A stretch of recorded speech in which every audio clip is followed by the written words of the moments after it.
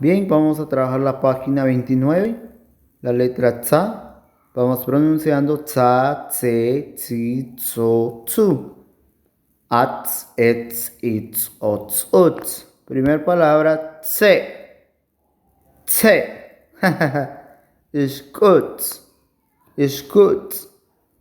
Tsu, chin chin o sonaja. Ishkut, salamandra. Tse, risa. Ahora vamos a leer las frases. Tse, kawalijik. Se levanta sonriente. Chacal ishkut. La salamandra está sobre el suelo. Hilik letsu. El chinchín es bonito. Muy bien, y hacemos las lecciones. Nos vamos a la ya, ye, ji, yo, yu, ai, ei, i, oi, uy. Koletzi, ajin, pi, yak.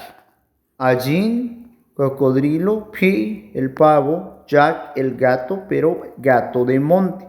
Porque gato doméstico de casa se dice mes. Esa es la diferencia, por favor, tomar en cuenta. Y de igual forma leemos la frase y hacemos la lección. Canomble ajin. El cocodrilo tiene hambre. Nimble pi. El pavo es grande.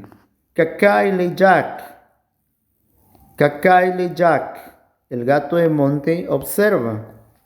Nos vamos a ra, re, ri, ro, ru.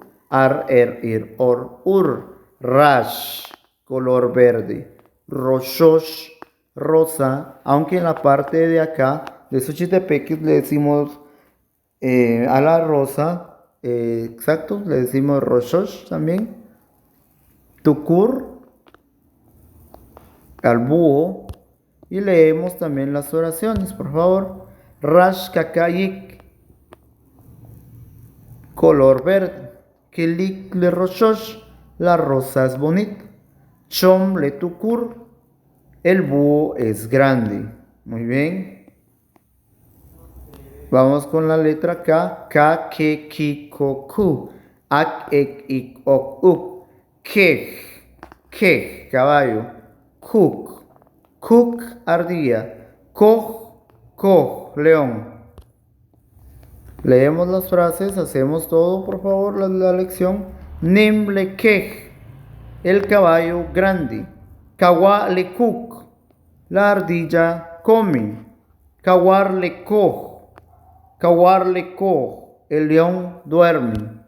Muy bien, Sholala, Maltioshwe.